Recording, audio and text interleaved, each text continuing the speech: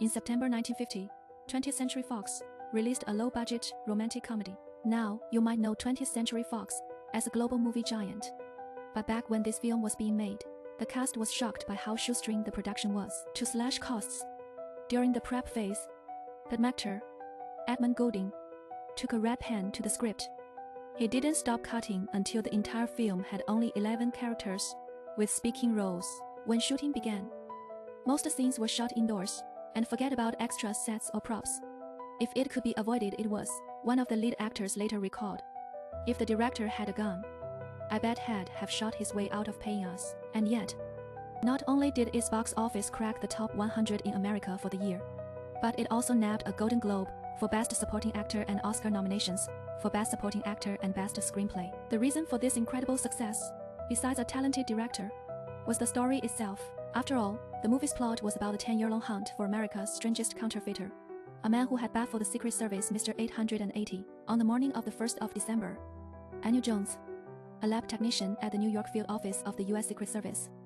In modern movies, the Secret Service is usually depicted as an elite force of presidential bodyguards, but in reality, the agency was originally founded to fight counterfeit currency. During the Civil War, the North and the South got into a counterfeiting free-for-all to wreck each other's economies. By 1865, a staggering one-third of the currency circulating in the Union was fake money printed by the South. To protect the financial markets, President Lincoln created a special division to hunt down fakes, which became the prototype for the Secret Service. In the years that followed, due to staff shortages in other federal departments, the Secret Service became the government's go-to problem solver. They busted thieves, kicked in doors on drug dens, fought spies, investigated murders, and even chased down highway robbers. They were a true jack of all trades, but they never abandoned their original mission of protecting financial security, and busting counterfeiters remained one of their most important jobs. So, Agent Johnny's lab was the Jianding Center, where fakes from all over New York were sent to be categorized and filed. On this particular day,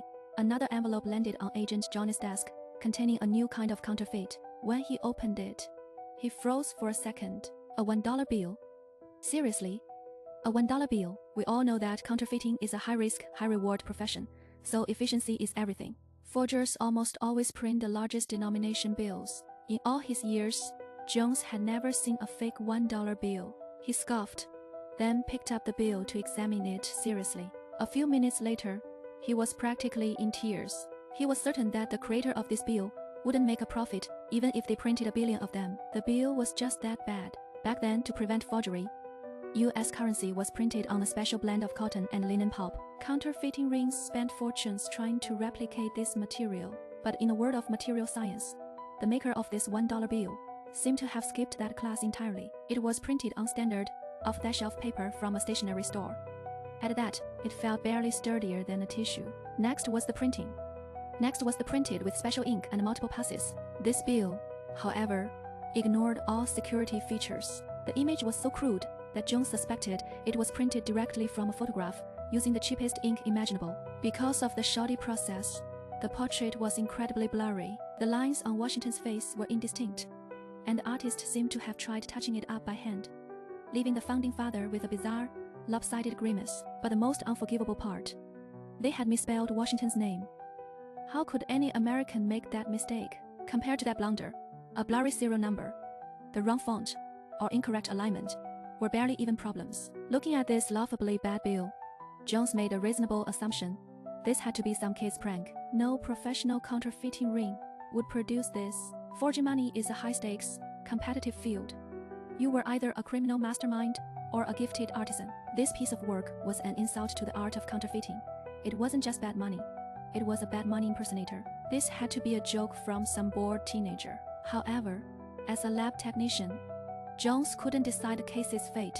He followed procedure, filed a report on the new type of fake currency, small denomination, crudely made, and following the numbering system, designated it as Counterfeit Case File 880. At that moment, Jones had no idea what a long dark shadow case file 880 would cast over the entire U.S. Secret Service. As his report moved up the chain, it eventually landed on the desk of Secret Service Chief Frank Wilson. Every agent who saw it, including Chief Wilson himself, agreed this couldn't be a professional criminal. No one would waste their time forging $1 bills. It had to be a kid's prank.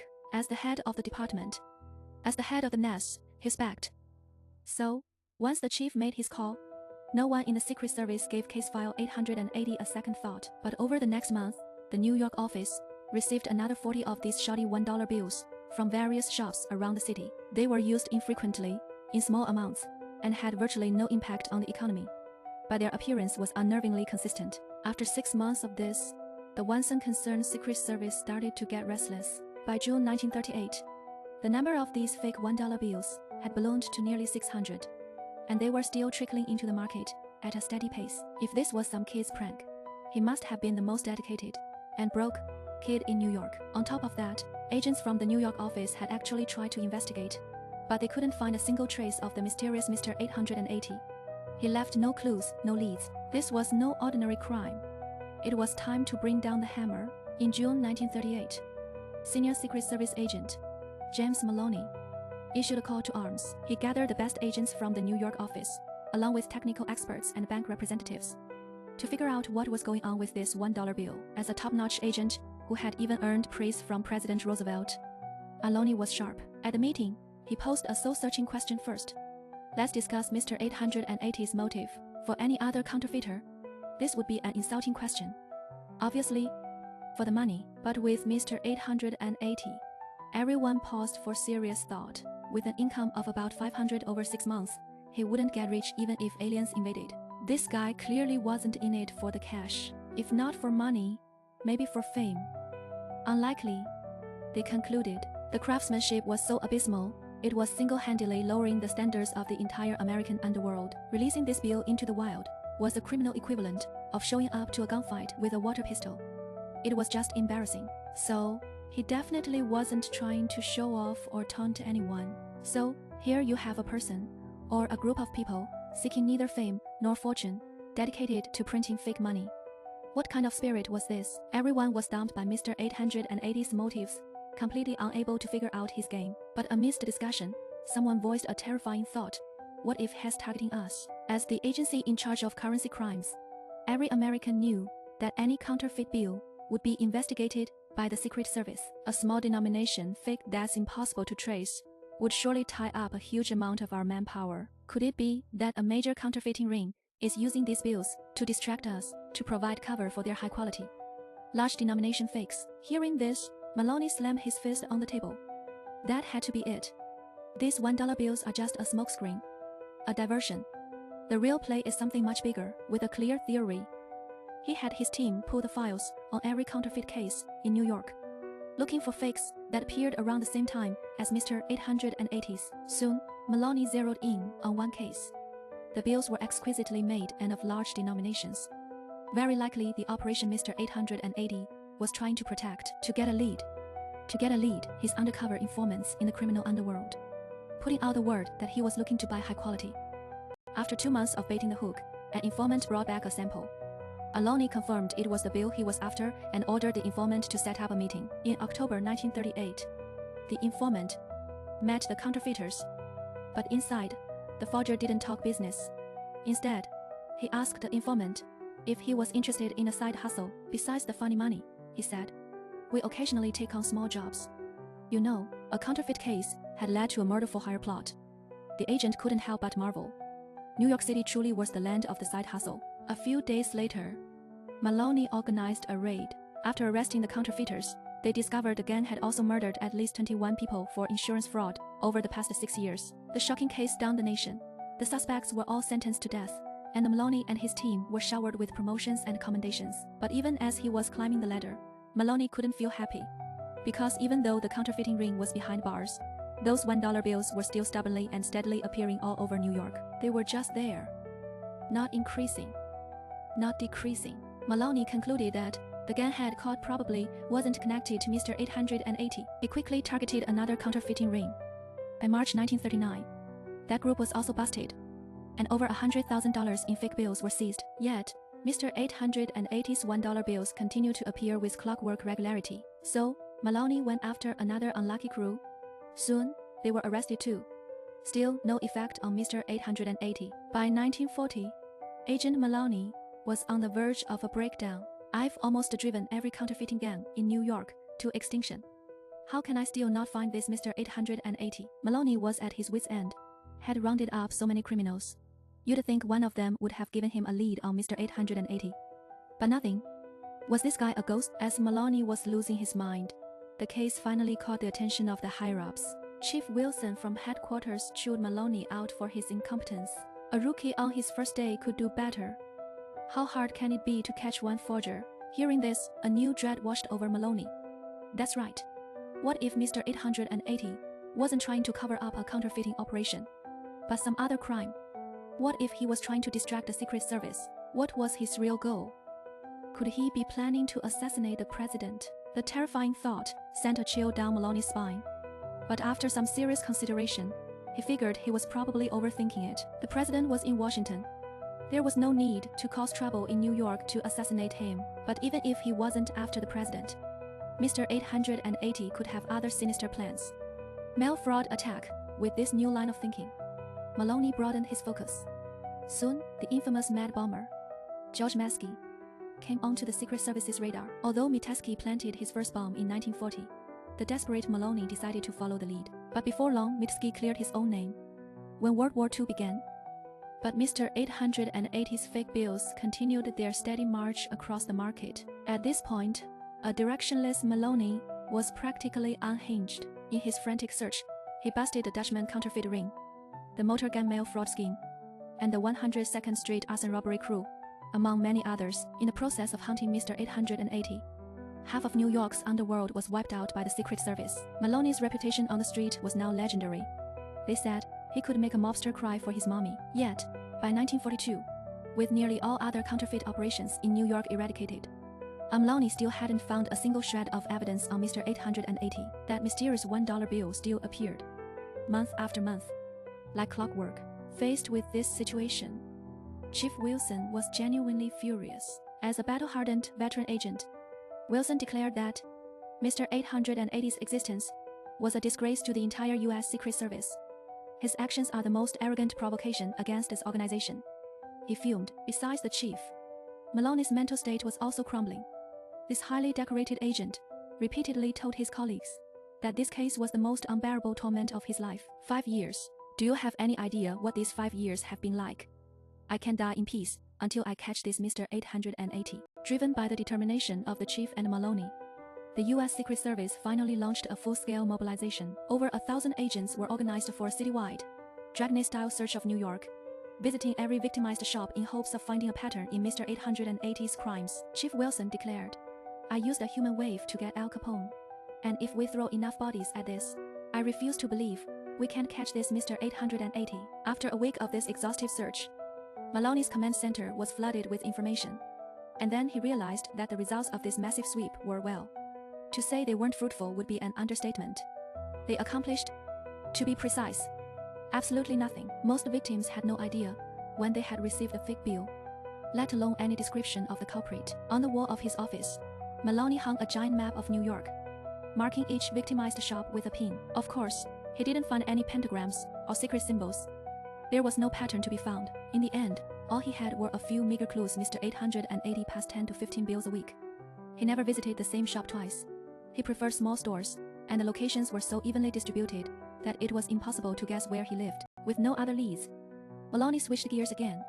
He secured a large budget to print thousands of warning posters, and had his agents distribute them to shops door to door. By the end of World War II, the Secret Service had deployed over 5,000 agents and distributed nearly 200,000 warning posters in New York for the Mr. 880 case. The cost of the investigation had far exceeded the total value of the fake money he had ever printed. They had turned over every rock in the city to find him, but the number of clues they had gathered remained a solid zero. Time passed. In November 1947, the highly decorated Chief Wilson finally retired. In his illustrious career, the one thing that bothered him most was the lingering regret of case file 880. He had cracked countless major cases in his life, but on this one, he had completely struck out. After Wilson's retirement, Maloney went to Washington to take his place as the new chief of the Secret Service. But by this point, Maloney was nearly consumed by depression. For 10 years, the cases had solved while incidentally hunting for Mr. 880 had gotten him promoted to the top job. Yet the real culprit was still at large. Now that he was leaving New York, would the case become a permanent cold case? The thought filled both Wilson and Maloney with a sense of profound sadness. And then, as stories like this often go, the unexpected happened. Just over a month after Wilson retired, the case was solved. On the 11th of December, 1947, a group of kids were playing on a street in New York's Upper West Side. Amidst a pile of junk, they found a metal plate and 30 comical-looking dollar bills. A week later, one of the boys' fathers discovered the fakes and promptly turned them over to the police. When the Secret Service received the bills, the lab confirmed they were from Mr. 880. The agents were ecstatic. In the past 10 years, Mr. 880's bills had only ever appeared one at a time. Finding a whole batch at once strongly suggested that his hideout was nearby. Agents quickly located the boy, John Canning, who led them to the pile of junk. They learned it had been cleared out of a nearby apartment that had recently caught fire. Several agents immediately set up a stakeout outside the apartment. On the afternoon of the 14th of January 1948, when they saw someone enter the apartment, the agents swarmed in. Mr. 880 was under arrest, but when the agents told the captured man to turn around, they were stunned. The master criminal, the U.S. Secret Service had been hunting for 10 years, was nothing like they had imagined. In June 1890, a 14-year-old Emerich Juettner boarded a ship bound for New York. Born in the Austro-Hungarian Empire, as the eldest son of a worker's family, Juettner's move to America was one of necessity. Back home, he had learned the trade of metal gilding, but the job market was in a death spiral. To survive, Juettner had to try his luck in New York. With his gilding skills, he quickly settled down. In the following years, he tried to supplement his income with inventions. He designed a novel type of camera and invented an oddly shaped set of window blinds.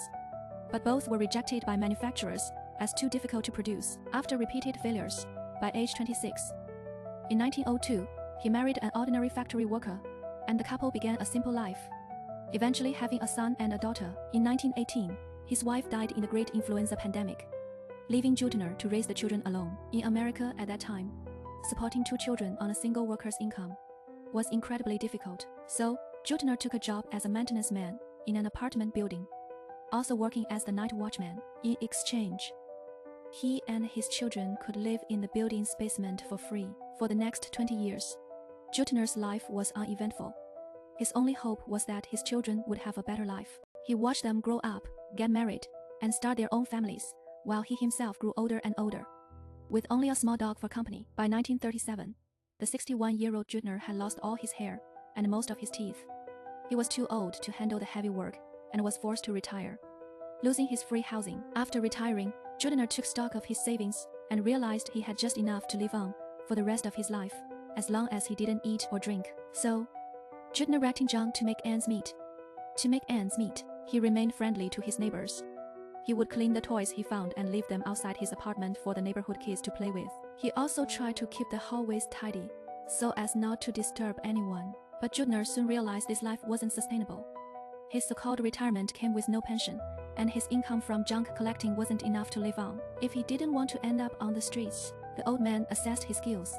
He had knowledge of metalworking and had once invented a camera, so he knew a thing or two about photography. What could he do with those 2 skills combined? Maybe he'll print some fake money, he thought. One morning in November 1937, Juettner took a picture of a $1 bill and used a solvent to etch the image onto a zinc plate. The quality was so poor that he had to manually touch up some of the details. Even after a lifetime in America, his English wasn't perfect, which is how he ended up misspelling the founding father's name. In his apartment kitchen, he pieced together a small printing press. After buying paper and ink from a stationery store, Juettner began his work. The next day, when he took down the first dried bill, the old man couldn't help but laugh at his own creation. It was true, as an ordinary person, even his forgeries were amateurish. But no matter, he knew it was terrible. But hey, a bug is a bug, and sometimes enough bugs make the whole thing work. Sort of. Clutching his first counterfeit bill, Juettner went to the corner cigar shop. He handed the clerk 3 bills, 2 real, 1 fake, and walked away with 75 cents in change and a few cigars. From that day on, Mr. 880 was officially in business. Contrary to the wild theories the Secret Service had spun for a decade, Juettner was printing money simply to supplement his income.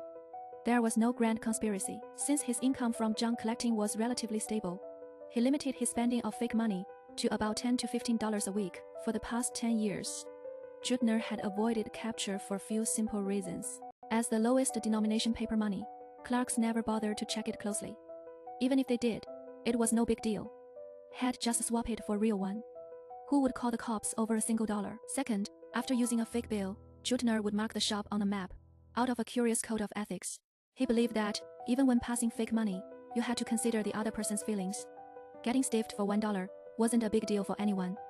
But he made it a rule to only hit each store once. This is why the Secret Service could never find a pattern in his spending, no matter how they analyzed the data. Most importantly, Juettner lacked the one trait common to all criminals: greed. He only printed fakes to cover his necessary expenses and never overdid it. Because of the low frequency and small denomination, Juettner never made a single mistake in 10 years. That is until the 7th of December, when an accidental fire destroyed his apartment. After firefighters put out the blaze, the place was uninhabitable, and Juettner had to go stay with his daughter for a while. After the fire, he realized his printing plates were missing. But before he had a chance to look for them, the Secret Service was at his door. And just like that, Mr. 880, the man who had plagued the New York Secret Service for a decade, was finally caught. What awaited him was one of the most famous trials of his time. When the Secret Service agents arrested Juettner, they were all in shock. For 10 years, they had imagined Mr. 880 as everything from a mad scientist to a hardened gangster. No one ever imagined he was a frail old junk collector. After his arrest, the thin but spry old man was disarmingly honest. The agent started with a trick question. How long have you been making these? Juettner answered without hesitation. 9 or 10 years. I guess a long time anyway. His frankness stunned the agents. Juettner smiled. I admit it, I only printed $1 bills. I never gave anyone more than one, so nobody ever lost more than $1. Why shouldn't I admit it? The agent paused. Juettner led them to all his counterfeiting equipment. Meanwhile, news of his capture was immediately relayed to Washington. When Chief Maloney heard that the supercriminal he had pursued for a decade was a junk-collecting old man, he fell into a deep state of self-doubt, and his depression worsened. On the 3rd of September, 1948, the trial of Mr. 880 began. Presided over by New York Judge John C. Clancy, the prosecution charged Juettner on 3 counts: possession of counterfeiting plates, manufacturing counterfeit currency, and passing counterfeit currency. In court, Juettner smiled and pleaded guilty to all charges, offering no defense. He was ready to accept any punishment. However, Judge Clancy was a man of wit. He first dismissed the charge of possessing counterfeiting plates. Let's put away the book throwing for a minute, he said. The man doesn't even own a car. What was he going to do with a counterfeit plate? Use it as a placemat. The prosecution, seeing their weak position, didn't argue and focused on the counterfeiting itself. Big bill, but the court-appointed lawyer for Juettner began his defense. He argued that, while the law might seem to prescribe such a punishment, one had to look at the specifics. Mr. Juettner did indeed print and pass over 7,000 $1 bills. But where are the victims?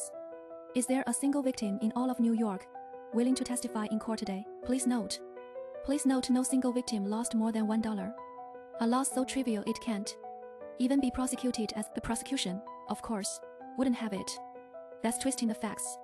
While the defense lawyer retorted, the fundamental purpose of legal punishment is to curb behavior that violates social norms and morality. What norms and morals did Mr. Juettner violate? Did he print fake money out of greed? Then, why not print $100 bills? The evidence shows that Mr. Juettner only spent this money when he had no other means to survive. He printed it because of poverty, to stay alive. Even then, he used it with restraint. Why should we impose a harsh sentence on an honest old man who committed no great evil? That itself would violate the spirit of the law. As the prosecution and defense clashed, neither could convince the other. But it seemed Judge Clancy was inclined to let the old man off easy. He delivered his verdict from the bench. First, printing and using counterfeit money is certainly a crime. However, considering Mr. Juettner is 73 years old, has no prior record, and was very moderate in his use of the fake bills, and given that he caused no significant harm to anyone, except perhaps the Secret Service, my sentence is 8 months in prison. Hearing that the sentence wouldn't be severe, everyone in the courtroom relaxed. The defense lawyer even asked if the judge could sentence him to over a year, which would make Juettner eligible for parole and potentially reduce his time served. Judge Clancy immediately agreed. No problem. I hereby change the sentence to 1 year and 1 day in prison. And since this is a financial crime, there must be a fine. I fine you $1. And it has to be a real one. Amidst roars of laughter from the courtroom, the longest and most expensive investigation in the history of the U.S. Secret Service, the case of Mr. 880 came to a close. But the story of Emerich Juettner was not over. Sitting in the courtroom gallery during the trial was a writer named St. Clair McKelway, a reporter for The New Yorker. McCullough decided to write about Juettner in his Annals of Crime column. The story of Old 880 became a sensation and inspired 20th when the film, titled Mr. 880, became a hit. Juettner ended up earning more real money from it than he ever had from a lifetime of printing fakes. When reporters swarmed him, asking if he would ever return to his old ways, the old man laughed. Never again. There's not much money in that line of work. In 1955, Emerich Juettner passed away on Long Island, New York, at the age of 79. The movie Mr. 880 was perhaps fate's greatest kindness to him, allowing his extraordinarily ordinary life to enter the pages of history in